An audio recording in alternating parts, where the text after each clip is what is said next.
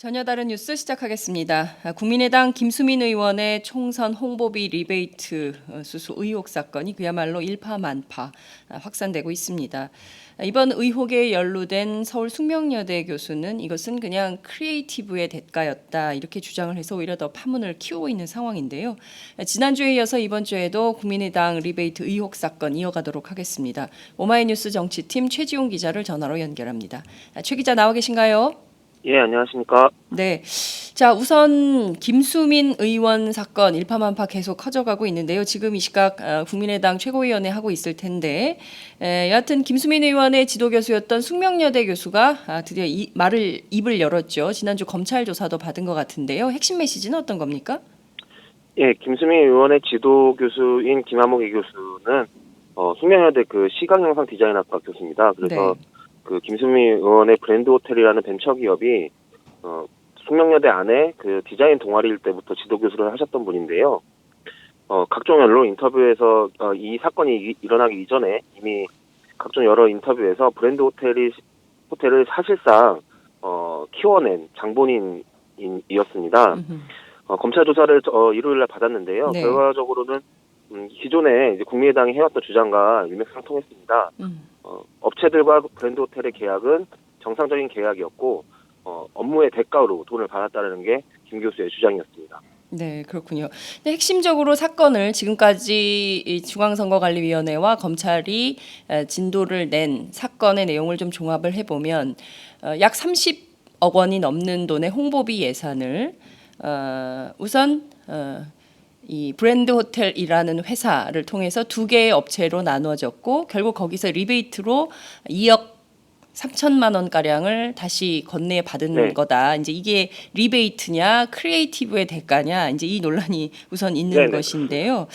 과연 검찰과 중앙선거관리위원회는 국민의당 혹은 그 숙명여대 교수의 주장처럼 이것을 크리에이티브의 대가로 해석을 할 수 있다고 보는지 그 점은 좀 어떻게 취재가 좀 되고 있습니까? 예, 그렇습니다.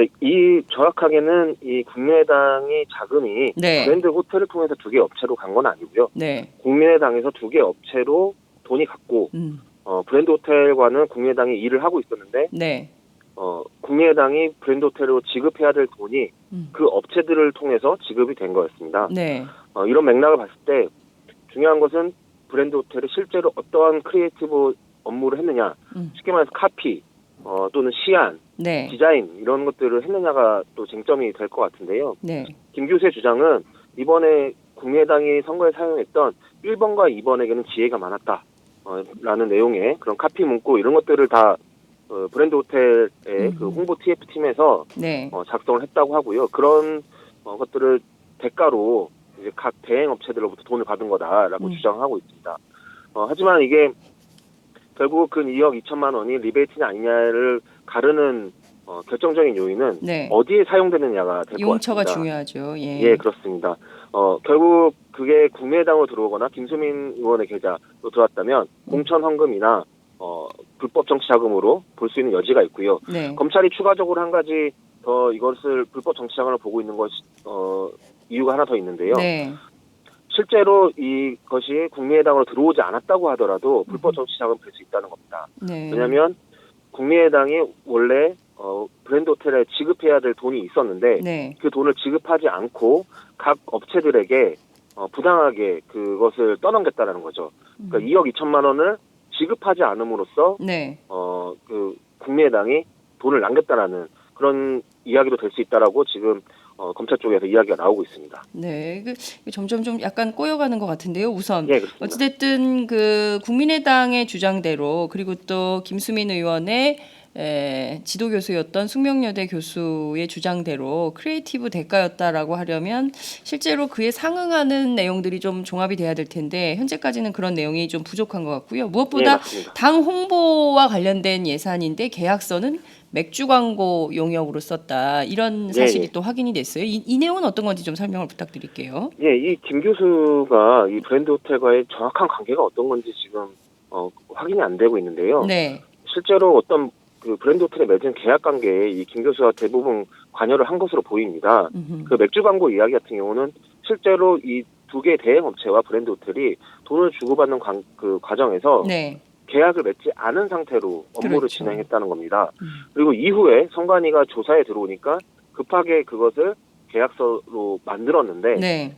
그 당시에 이제 실수가 있었다는 게 김 교수의 설명입니다. 어떤 실수를 얘기하는 거죠?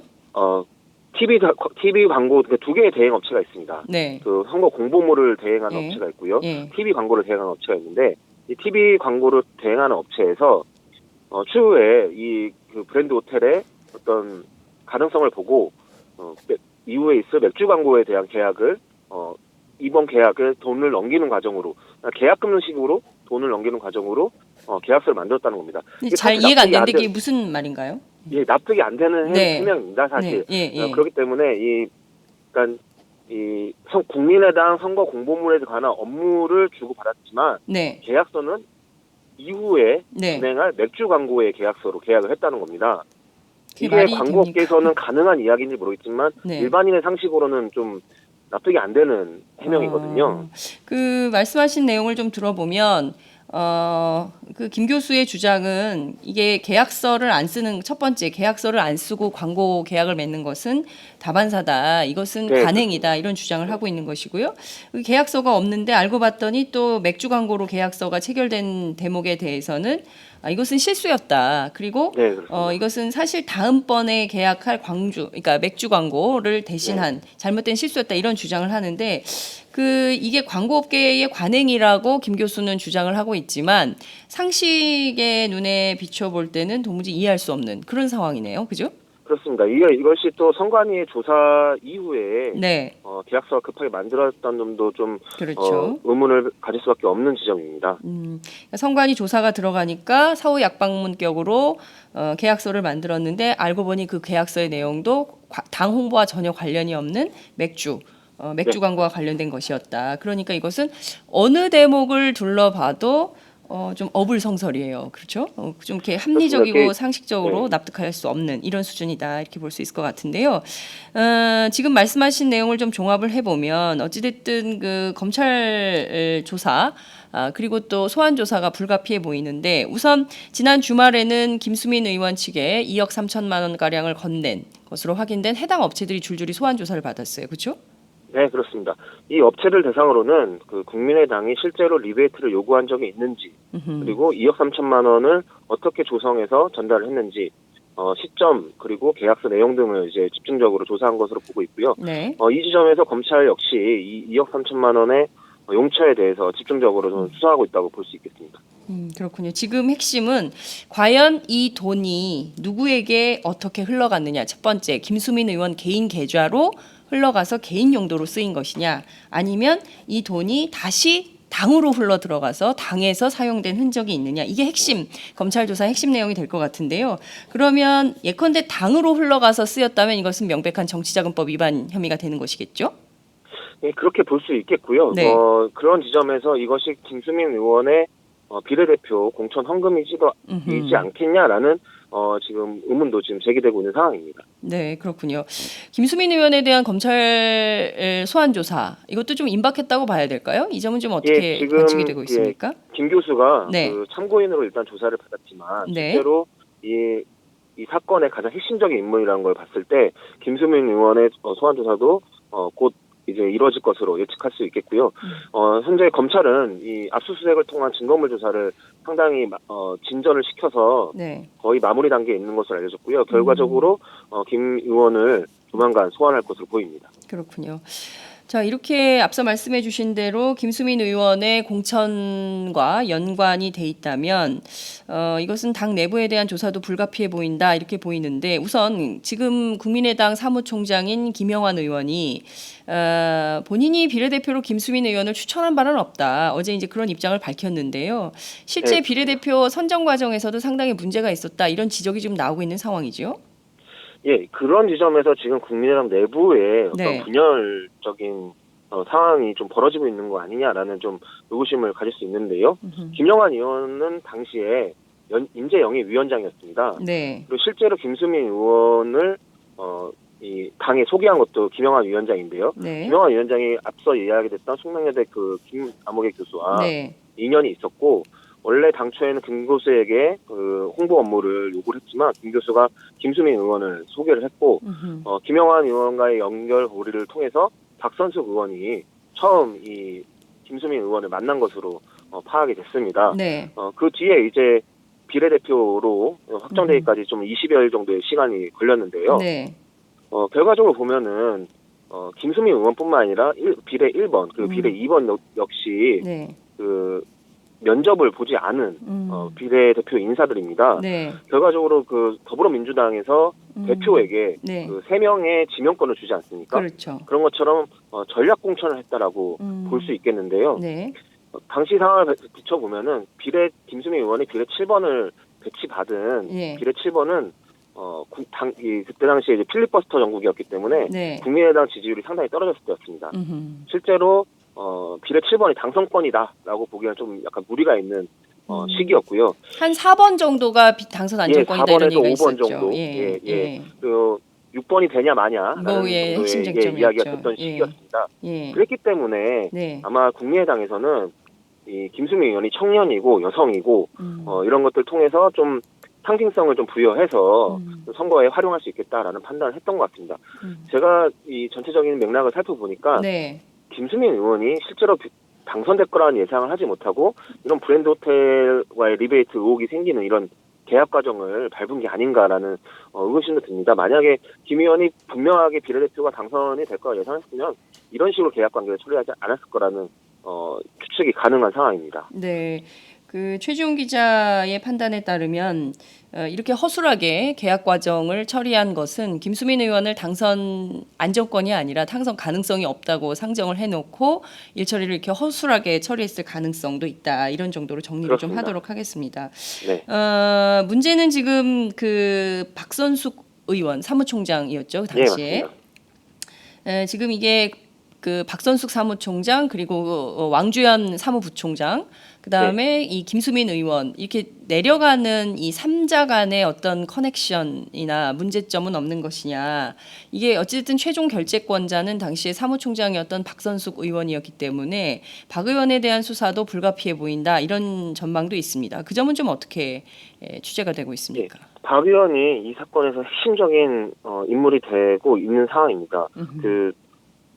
김수민 의원은 안철수 의원에게 소개를 시키고 실제로 청거를 한 거는 소개를 한 거는 이제 김영환 의원이지만 네.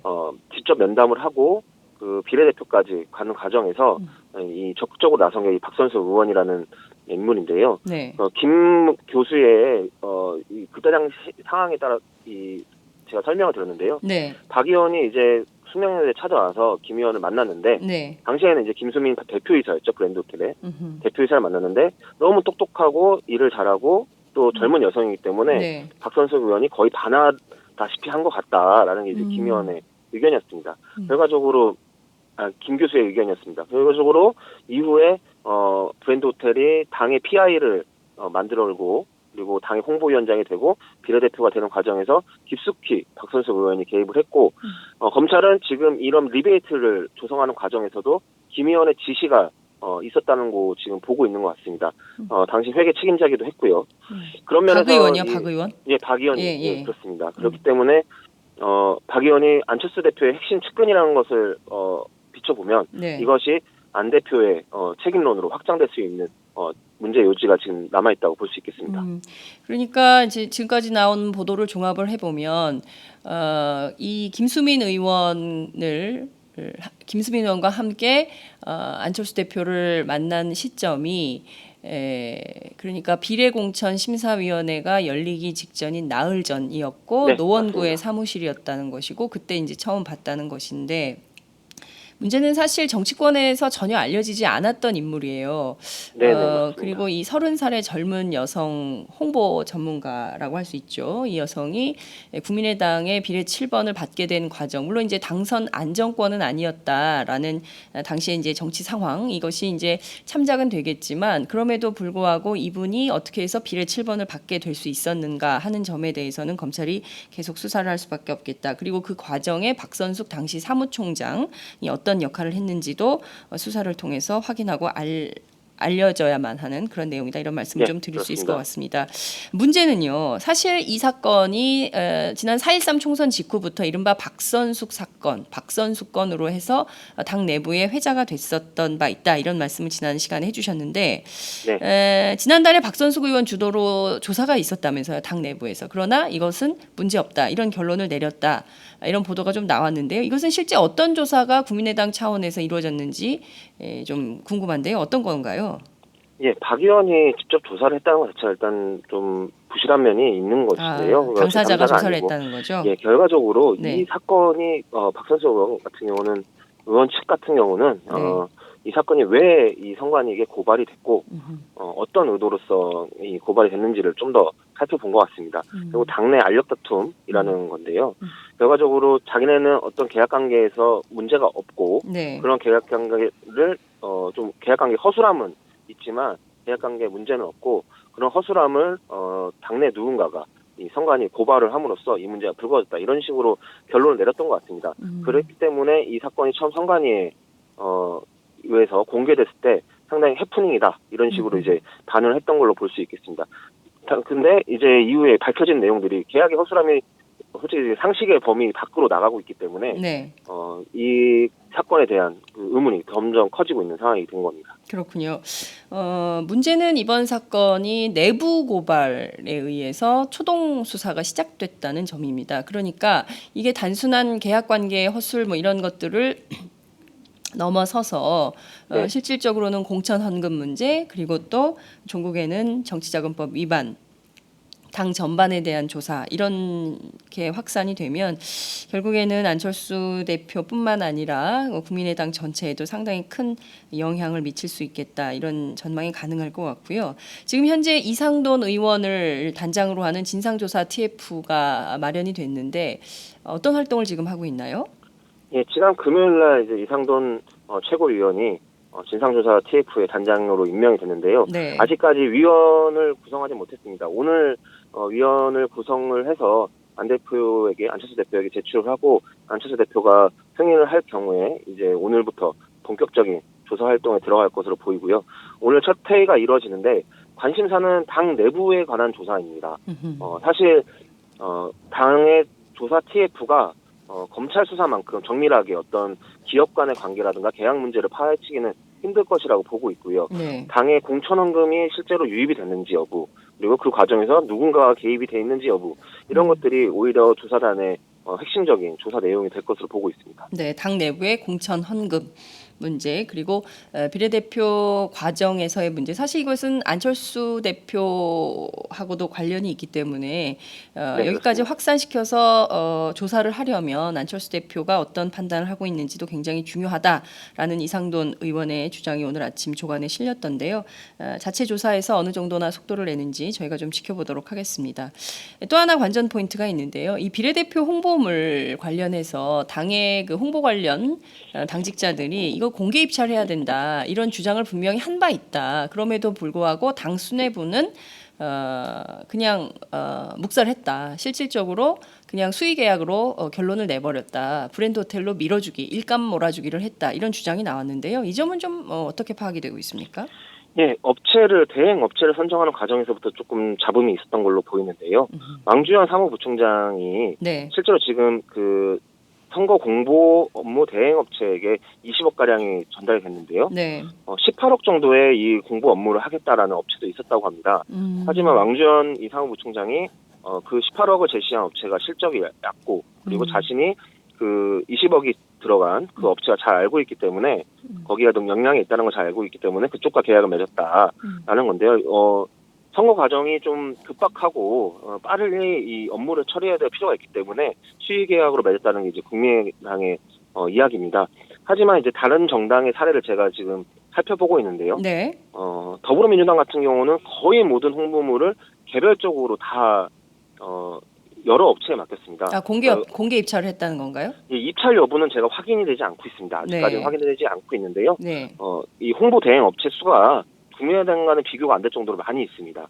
그러니까 현수막, 포스터, 어디 지역별로 다 다른 홍보 업체를 두고 있기 때문에 여러 홍보 업체들이 다 들어와서 일을 하고 그렇습니다. 있다는 거죠. 한 예, 개의 다쪽 업체가 다 독점해서 예, 하는 예. 게 아니라. 예. 예, 그런 점에서 봤을 때는 좀 너무 이게 다른 정당과 상황과 비교해 봤을 때 선거의 급박함 때문에 선거 그 구도의 급박함 때문에 그렇게 했다는 건 좀 설득력이 떨어진다고 보고 있고요. 네. 또 한 가지 중요한 문제가 이 업체를 공개 입찰을 하자는 주장을 하는 당내의 세력들이 있다는 겁니다.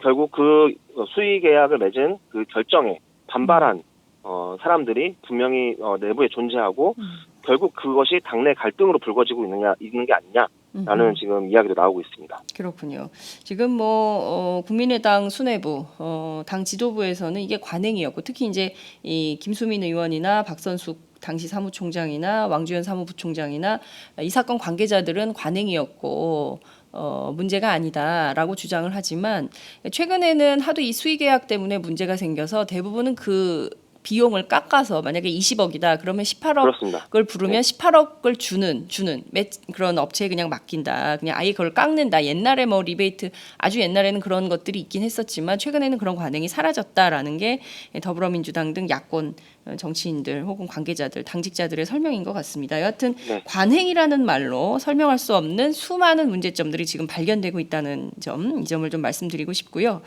박지원 원내대표가 어제 SNS에 이런 입장을 밝혔습니다. 시련을 극복하는 것도 리더십이다. 이런 주장을 했는데요. 사실상 이것은 안철수 대표를 겨냥한 발언이다라는 해석이 나오고 있습니다. 정치권 안에서 어떤 평가들이 나오고 있습니까? 결과적으로 시련을 극복하는 것도 리더십이라는 것은 이번 사건이 안철수 대표와 어쨌든 연결고리가 있다라는 지적으로 보고 있습니다. 결과적으로 검찰 수사 결과나 여러 가지 이후에 벌어지는 일에 대해서 안 대표가 책임을 져야 된다라는 것으로 좀 해석이 가능하겠고요. 박지원 대표는 안 대표와 공조 의견이 일치한다라고 이야기했지만 네. 검찰 수사에 관해서는 약간의 온도차를 보인 바가 있습니다. 검찰 수사가 공정하게 이루어져야 된다라고 하면서 검찰이 검찰청에 당의 운명을 맡기지 않겠다 이런 식으로 말했는데 안 대표는 이제 검찰 수사에 적극 협조하겠다 이렇게 말씀하셨죠. 그런 부분에서 조금 차이가 보이고 있는데요. 박 원내대표의 이 리더십 언급이 국민의당 내부의 어떤 권력 관계의 어떤 파동을 이야기하고 있는 게 아닌가라는 설이 지금 나오고 있습니다. 네. 당 내부에서는 이번 사건에 대해서 상당한 불만이 있는 게 사실인 것 같습니다. 특히 호남 지역 의원들의 경우에는 도대체 이게 어떻게 된 것이냐, 우리도 좀 정확하게 알고 싶다 이런 주장을 하고 있는 것이고 경우에 따라서는 20대 국회 지금 시작도 안 했는데 벌써부터 당 전체를 흔드는 이런 이른바 회계부정 사건으로 당의 이미지를 실추시켜서 결국에는 이것이 안철수 대표의 대권 가도에 상당히 큰 상처를 낼 수밖에 없는 거 아니냐 이런 불만, 볼멘 소리들이 터져나오고 있는데요. 당 내부는 지금 상황이 좀 어떻습니까? 당 내부는 일단 비례대표가 된 과정에 좀 더 초점이 맞춰져 있는 것 같습니다. 이미 그 계약 관계 문제는 여러 차례 해명이 나왔고 이견이 이미 확인이 됐습니다. 그것이 정상적이다 아니다 비정상적이다라는 대립적인 의견들이 나오고 있는 상태인데 비례대표 공천 문제가 왜 중요하게 됐느냐 이것이 결과적으로 문제가 있다 한다면 안 대표의 직접적인 책임 여부로 연결될 수 있기 때문입니다. 그렇기 때문에 당 내부에서는 이것이 실제로 공천 비리로 확장되는 게 아닌 것인가 관심이 모아지고 있는 상태입니다. 당 내부에서는 이것이 결국에는 공천 비리로 확산될 거다 이렇게 큰 우려를 하고 있다는 것이죠. 네, 그렇습니다.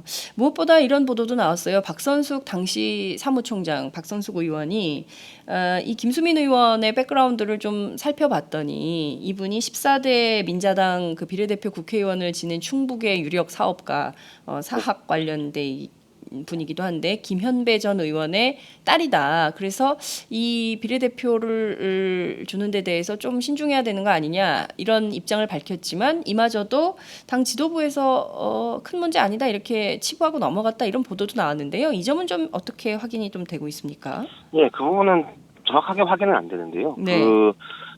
박선숙 의원 쪽에서 그런 이야기 나왔다는 건 이제 김수민 의원이 이제 금수저라는 오해를 받을 수 있다라는 우려가 있었던 것으로 보입니다. 거기서 당 지도부가 괜찮다라고 이야기를 했다라는 보도는 결과적으로 안철수 대표가 그것을 허용했다라는 의미로 해석이 되거든요. 그렇기 때문에 이 공천원금이 공천 비리가 되느냐라는 것을 놓고 당 내부에서 또 이 박선수 의원이 또 노원구 사무실에서 안 대표와 김수민 의원을 만나는 자리를 주선을 한 것으로 이야기가 나오고 있기 때문에 네. 박선수 의원 쪽에서 또는 그 반대편에서 이 공천과 관련된 김수민 의원과 공천된 관련한 여러 가지 설이 계속적으로 나오는 것을 볼 수 있겠습니다. 제가 김 의원의 네. 지도교수 김 교수를 통해서 네. 김 의원의 아버지에 관한 이야기를 좀 들을 수 있었는데요. 네. 김 의원이 약 7년 동안 이 디자인 동아리를 벤처기업으로 키우는 과정에서 아버지의 도움을 전혀 받지 못했다. 그리고 아버지가 충청도에서 어떤 건물을 올리고 있었는데 네.